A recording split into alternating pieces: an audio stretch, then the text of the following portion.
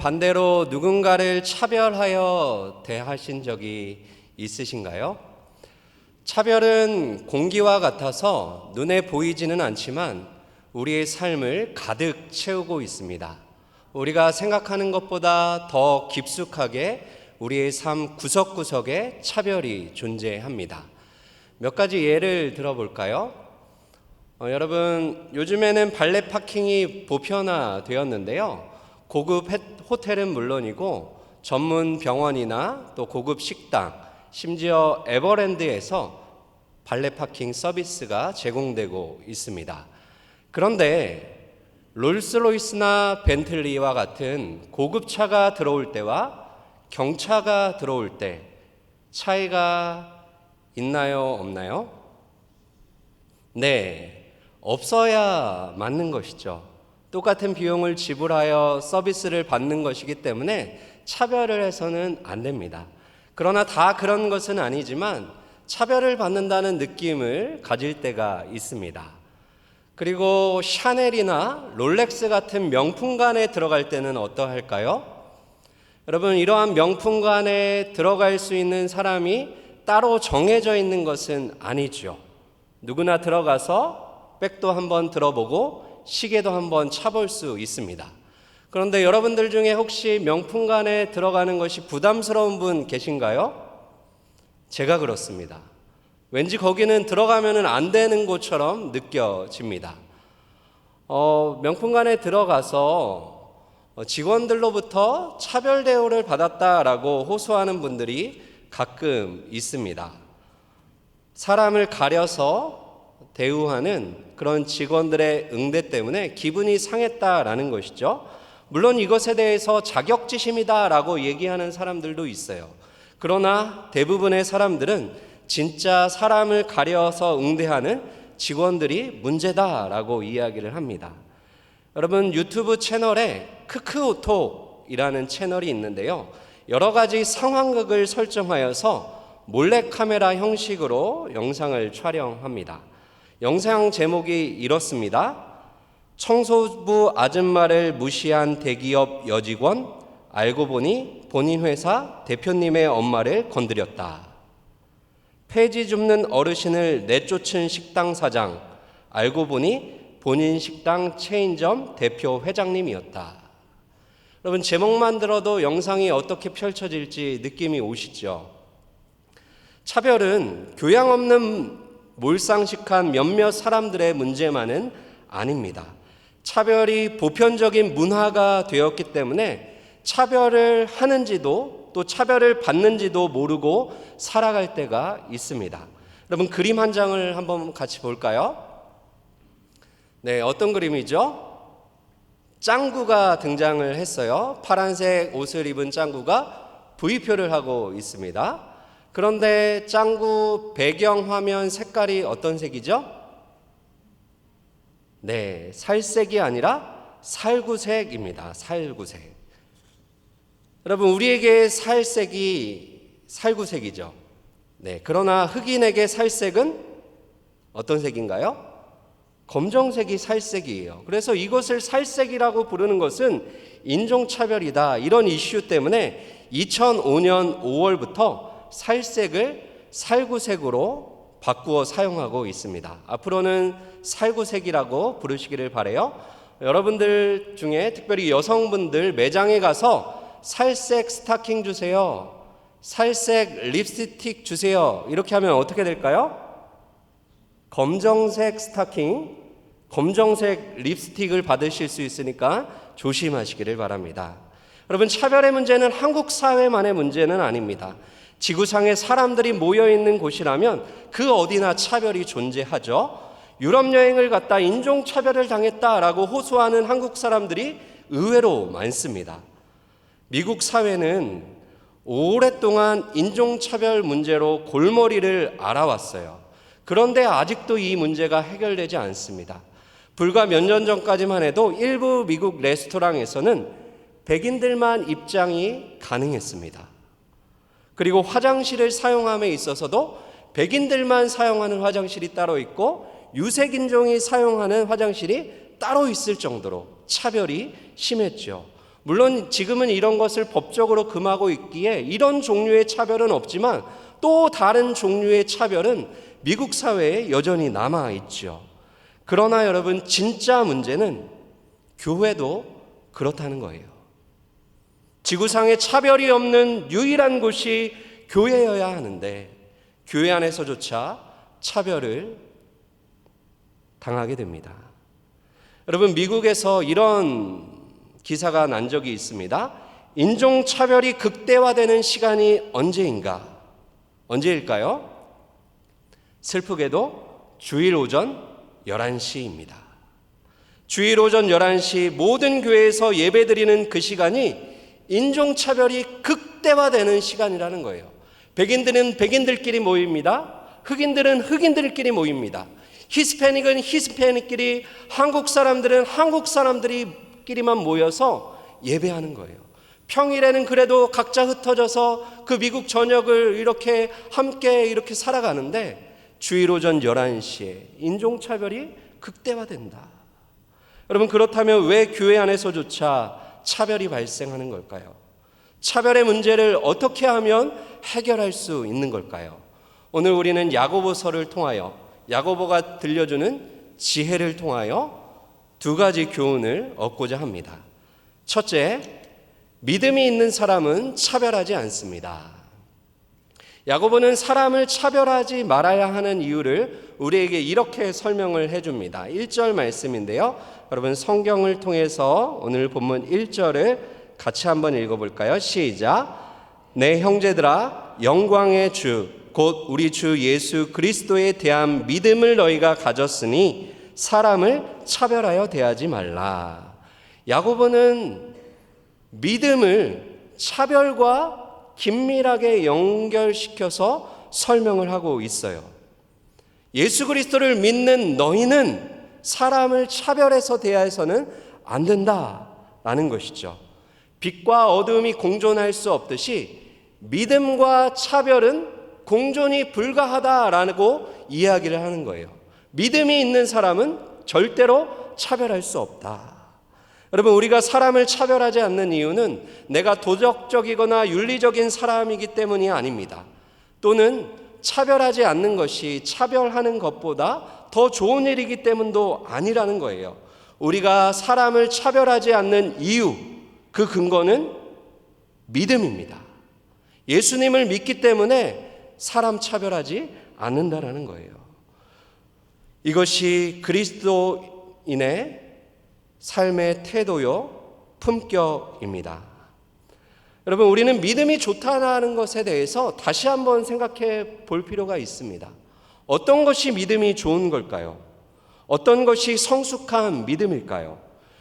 야고보는 가난하고 힘없는 사람을 대하는 우리의 태도가 신앙의 성숙을 결정한다라고 못 받고 있어요. 야고보는 우리에게 믿음이 있는지 없는지를 테스트하기 위해서 한 가지 상황을 설정하여 이야기를 들려줍니다. 여러분, 예배당에 예배를 드리러 오는 두 사람이 있습니다. 한 사람은 아름다운 옷을 입고 금가락지를 끼고 예배당 안으로 들어옵니다. 그런데 또 다른 사람은 람루한 옷을 입고 예배당에 들어오게 됐죠. 그런데 이 두 사람에 대한 사람들의 반응이 달랐습니다. 그것이 3절인데요.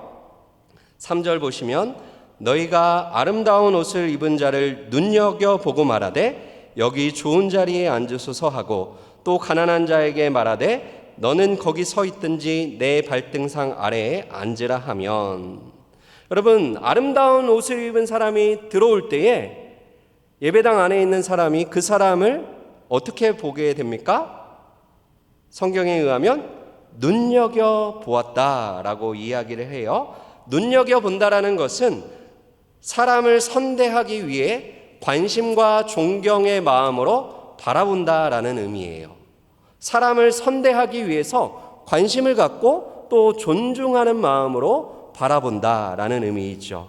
여러분, 부자를 눈여겨본 것 자체가 문제가 되는 것은 아닙니다. 그 사람에게 관심을 주고 존경을 표하는 것 전혀 문제가 되지 않아요. 그러나 문제는 부자에게는 그렇게 하였지만 가난한 자에게는 눈여겨보았다는 표현이 없습니다. 이것이 문제라는 거예요. 성경은 이것을 예의가 없다라고 말하지 않습니다.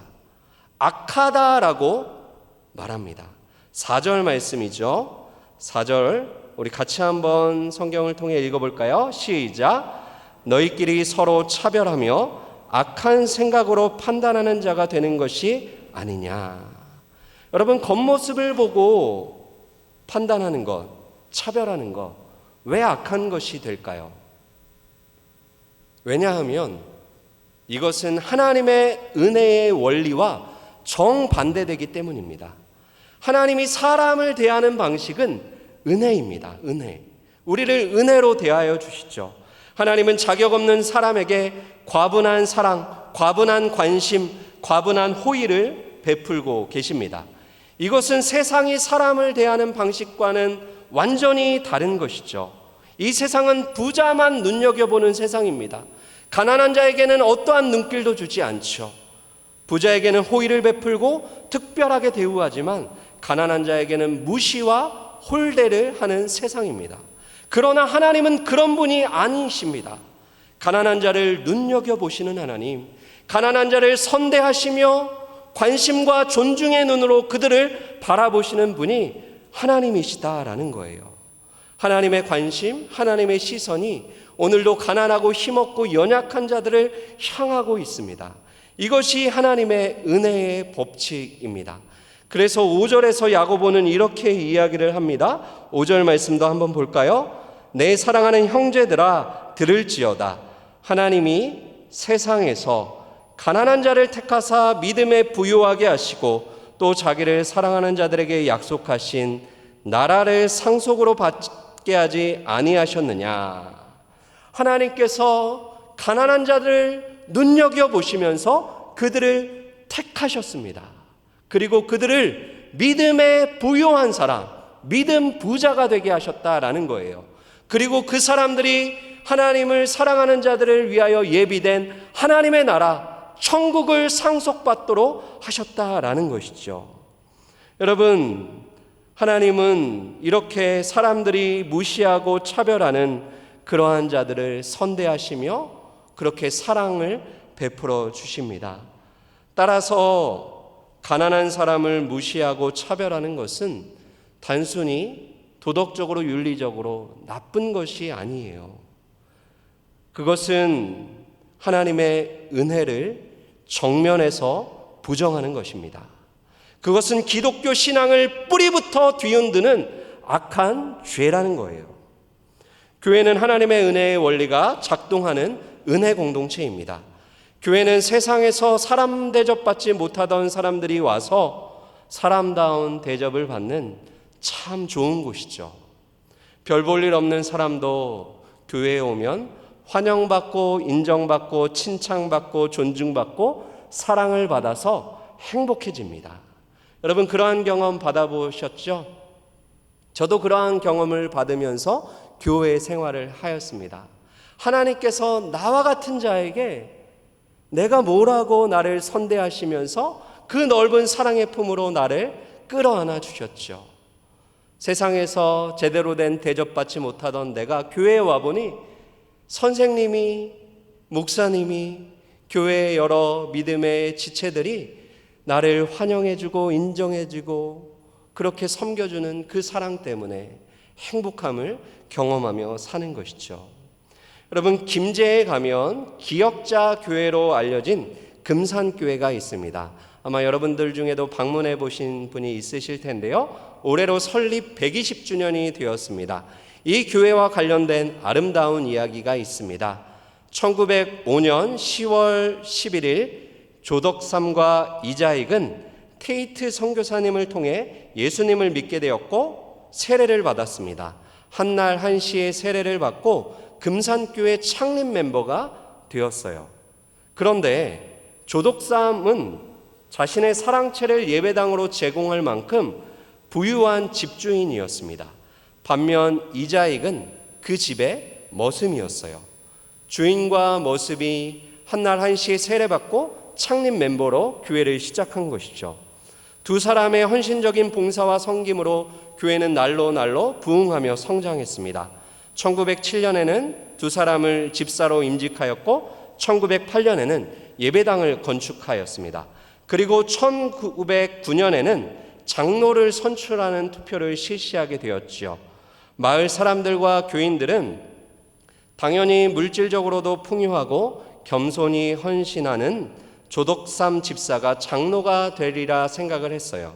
그러나 투표의 결과는 너무나 뜻밖이었습니다. 마을의 지주였던 조덕삼 집사가 떨어지고 그의 모습인 이자익 집사가 장로로 선출되었습니다. 교인들이 구석구석에서 수군거리자 조덕삼 집사는 발언권을 얻어서 교인들에게 이렇게 이야기를 했습니다. 이 결정은 하나님이 내리신 것입니다. 우리 금산교회 교인들은 참으로 훌륭한 일을 해냈습니다. 저희 집에서 일하고 있는 이자익 장로는 저보다 신앙의 열의가 대단합니다. 나는 교회의 결정에 순종하고 이자익 장로를 받들어 겸손히 교회를 섬기겠습니다. 두 사람은 자신의 역할을 충실히 감당했습니다. 집에서는 주인과 종의 관계로, 교회에서는 장로와 집사의 관계로 각자의 역할을 감당하며 하나님 앞에 영광된 삶을 살아갔습니다. 여러분, 교회를 움직여가는 가장 중요한 원동력이 무엇일까요? 교회를 움직이는 가장 중요한 원동력은 돈도 아니고 힘도 아니고 어떤 사회적인 신분과 지위도 아닙니다. 부자들이 많은 교회, 사회의 유명 인사들이 많이 모여있는 교회가 좋은 교회가 아니라 믿음이 부요한 성도들이 많이 있는 교회가 참으로 좋은 교회인 줄 믿습니다. 바라기는 교회와 일터, 직장에서 누구를 만나든지 사람을 외모로 판단하며 차별하지 말고 영광의 주님을 믿는 신자답게 품격 있는 자세로 사람들을 대하는 믿음이 부요한 저와 여러분들 되시기를 주님의 이름으로 축원합니다. 둘째는 사랑이 있는 사람은 차별하지 않습니다. 여러분, 예수님이 가르쳐 주신 말씀 중에 가장 중요한 말씀은 사랑입니다. 오늘 본문 8절인데요. 8절 말씀 성경을 통해 우리 같이 한번 읽어볼까요? 시작. 너희가 만일 성경에 기록된 대로 내 이웃 사랑하기를 내 몸과 같이 하라 하신 최고의 법을 지키면 잘하는 것이거니와. 성경에는 수많은 율법이 있죠. 그런데 그 많은 율법 중에 최고, 으뜸 무엇이죠? 내 이웃을 내 몸과 같이 사랑하라. 이것이 최고의 법입니다. 그런데 야고보는 이 최고의 법을 차별하지 않는 것과 연결시키고 있어요. 최고의 법을 지킨다는 것은 무엇인가? 사람을 외모로 판단해서 차별하지 않는 것, 이것이 최고의 법을 지키는 것이다. 여러분, 예수님 당시 로마 사회 또 유대 사회는 차별이 만연했습니다. 우리 사회에도 차별이 존재하지만 그때는 지금과 비교할 수 없을 정도로 차별이 일상이 된 시대였어요.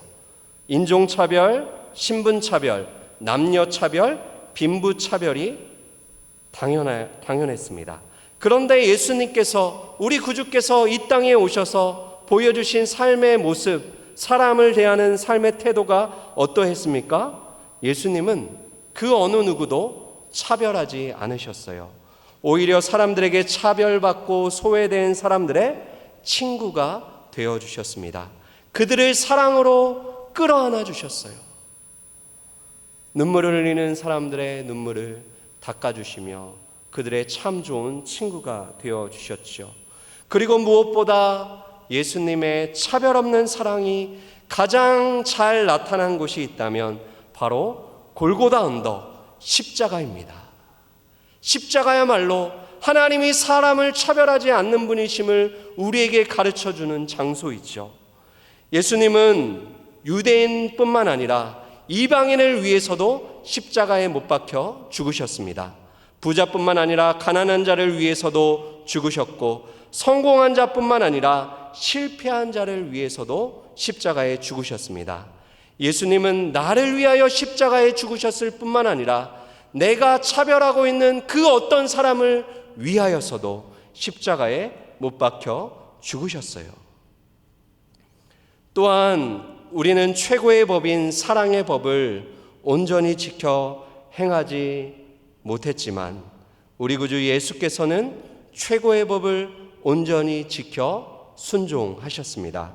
그래서 우리가 예수님을 믿을 때 하나님은 마치 우리가 최고의 법을 온전히 지켜 행한 것처럼 우리를 그렇게 여겨주신다라는 거예요. 예수님이 온전히 순종하셨는데 마치 내가 최고의 법을 온전히 순종한 자처럼 그렇게 나에게 의로움을 주신다라는 것이죠. 이것이 복음입니다. 복음은 사람을 차별하지 않습니다. 그래서 바울은 로마서 3장 22절에서 이렇게 선언을 하는데요. 자막을 통해 우리 같이 한번 읽을까요? 시작. 곧 예수 그리스도를 믿음으로 말미암아 모든 믿는 자에게 미치는 하나님의 의니 차별이 없느니라. 여러분, 예수님을 믿기 위해서 또는 예수님의 사랑을 받기 위해서 일정한 정도의 자격을 갖추고 조건을 갖춰야 한다라고 이야기하지 않습니다. 교회에 오기 위해서 돈도 좀 있고 힘도 좀 있고 사회적인 지위와 신분이 있는 사람들만 교회에 올 수 있다, 이렇게 이야기하지 않습니다. 여러분, 이것은 세상과 다른 모습이에요. 세상은 영광을 가진 사람들을 어떻게 대합니까? 소위 세상에서 잘 나가는 사람들, 정치 지도자들, 재벌 회장님들, 유명 연예인들, 그 사람들에게 아무나 접근할 수가 없습니다. 접근 금지예요. 그러나 이 세상에서 가장 영광스러우신, 가장 아름다우신, 가장 존귀하신 예수 그리스도께는 누구나 올 수 있다. 아무나 올 수 있다. 가난한 자도 힘없는 자도 슬픈 자도 누구나 예수께 오면 구원을 받는다. 이것이 성경이 우리에게 가르쳐주는 은혜의 복음이죠. 초대교회는 가난한 사람, 종, 여성까지 당시 사회에서 약자로 취급받던 사람들이 마음 편히 찾아올 수 있는 참 좋은 공동체였어요. 사랑이 가득한 공동체였죠. 교회는 부자들만 환대하지 않았습니다. 가난한 자도 환대하며 환영했습니다. 세상에서 사람 취급받지 못하던 종과 노예들마저 교회 공동체에 오면 존귀함을 얻고 귀중함을 받게 되었던 것이죠. 여러분, 이 사실은 로마서 16장에서 분명하게 드러나고 있어요. 바울은 로마서를 마무리하며 로마 교회 성도들에게 일일이 문안 인사를 전합니다. 브리스가와 아굴라에서부터 시작하여 올름바에 이르기까지 거의 30명에 가까운 사람들의 이름을 하나하나 일일이 호명하며 안부를 전합니다. 그런데 놀라운 점이 있어요. 바울이 나열한 이 명단은 세상의 신분이나 지위에 따른 순서가 전혀 없다라는 거예요. 여러분, 당시 로마 사회에서는 명단을 적을 때에 신분이 높은 사람에서부터 시작하여 낮은 사람으로 순차적으로 적어 내려가는 것이 당연한 관례였어요. 그것에 대해서 아무도 문제 삼지 않았습니다. 그러나 로마서 16장의 명단은 이러한 세상의 방법을 따르지 않고 하나님의 은혜의 방법을 따라 문안하고 있습니다. 신분과 배경이 전혀 없는 사람들이, 전혀 다른 사람들이 자연스럽게 뒤섞여서 그 이름들이 등장을 합니다. 심지어 여성이 차별받던 그 시대에 아내의 이름이 남편의 이름보다 앞서 호명되기도 합니다. 더 충격적인 장면은 종들이 자유인과 나란히 언급되고 있다는 거예요. 암블리아, 우르바노처럼 그 당시 종들에게 흔히 사용되었던 이 이름들을 향하여서도 바울은 존중을 담아 동일한 형제로 부르며 그들을 칭찬하고 있습니다. 로마 교회 성도들 가운데는 부자도 있었습니다. 가난한 사람들도 있었어요. 주인도 있었고 종과 노예들도 있었습니다. 그러나 그들은 세상의 기준으로 차별받지 않고 오히려 하나님의 은혜와 사랑 안에 환대를 받았습니다. 그리스도 안에서 모두가 한 가족이요 한 형제와 자매가 되었지요. 물론 이것이 그들이 항상 사이좋게 지냈다라는 의미는 아닙니다. 사실 신약의 대부분의 서신서들은 그리스도인들이 서로 협력하고 존중하고 사랑하는 법을 배워야 했기 때문에 기록이 되었습니다. 그만큼 교회는 다양한 사람들이 모인 공동체였고, 그래서 서로를 향한 존중과 사랑이 더더욱 필요했습니다. 여러분, 초대교회의 영광스러움이 무엇일까요? 초대교회 성도들도 처음에는 세상의 방식대로 서로를 대했습니다. 잘못된 태도와 습관을 그대로 안고 교회 안에 들어왔습니다. 그러나 그들이 하나님 앞에 예배를 드리면서 우리를 차별하지 않는 하나님의 그 사랑의 품을 경험하면서 그들은 달라지기 시작합니다. 그리고 예배 가운데 진리의 말씀을 듣고 배우면서 자신들이 사람을 대하는 방식이 잘못되었다는 것을 깨닫게 됩니다. 그리고 이렇게 밖에 사람을 대할 수 없는 자신들의 그 연약한 모습을 부여잡고 회개하죠. 이렇게 해서는 안 되는구나 라고 하면서 사람을 대하는 그들의 태도, 잘못된 습관을 하나 둘씩 고쳐 나가기 시작했습니다.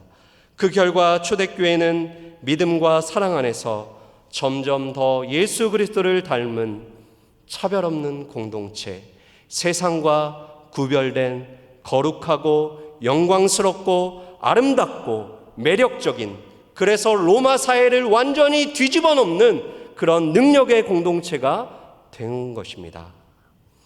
아테네의 철학자 아리스테데스가 하드리안 황제에게 보낸 변증서에 1세기 그리스도인들의 모습이 이렇게 묘사되었는데요. 우리 한번 보실까요? 그들은 서로 사랑합니다. 그들은 과부를 돕고 고아들을 학대하는 자의 손에서 구해냅니다. 그들은 자신에게 있는 것들을 없는 사람들에게 나누어 주며 나그네를 보면 집으로 초대하여 마치 친형제라도 되는 것처럼 반가워합니다. 그들은 자신들을 보통 의미의 형제로 여기지 않고 하나님 안에서 성령으로 한 형제가 되었다고 생각합니다. 그들 가운데 가난한 자나 궁핍한 자가 있는데 그를 도울 만한 풍부한 재물이 없으면 2, 3일간 금식하면서까지 가난한 자를 도와줍니다. 여러분, 우리 은평교회가 이러한 교회 맞죠? 네, 아멘입니다. 맞습니다. 우리가 교양이 풍부하기 때문에, 우리가 도덕적으로 윤리적으로 바른 사람들이 많이 모여있기 때문에 이런 교회가 되는 것이 아니라 예수 그리스도 영광의 주님에 대한 믿음이 있기 때문에, 그리고 주님께서 성경을 통하여 우리에게 교훈하신 바 내 이웃을 사랑하라 하신 이 말씀에 순종하기 때문에 우리는 이러한 영광스러운 교회가 될 수 있습니다. 여러분, 세상은 이러한 교회를 지금도 기다리고 있어요. 세상은 교회가 이 세상에 가득한 미움과 차별을 녹여주는 연탄 한 장이 되기를 기대하고 있습니다. 많은 것을 기대하는 것이 아니라 꽁꽁 얼어붙은 이 세상을 녹여줄 것을 기대하고 있는 것이죠. 여러분, 그렇습니다. 이 세상은 꽁꽁 얼어붙은 겨울을 보내고 있어요. 단지 계절만 겨울이 아니라 사랑이 싸늘하게 식어버린 마음의 겨울, 관계의 겨울이 계속되고 있죠. 내년 3월이 되면 계절적으로 겨울은 지나가고 봄이 찾아올 것입니다. 하지만 여러분, 이 땅에 사랑의 꽃이 피는 봄은 언제 오는 걸까요?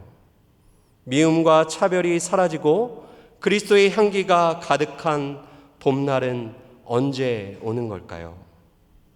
그날은 저와 여러분들이 성경 말씀대로 내 이웃을 내 몸과 같이 사랑할 때 비로소 찾아오게 될 것입니다. 교회가 차별 없이 서로를 품고 예수 그리스도를 닮아가는 공동체가 될 때 이 땅에도 따뜻한 봄날이 열리게 될 것입니다.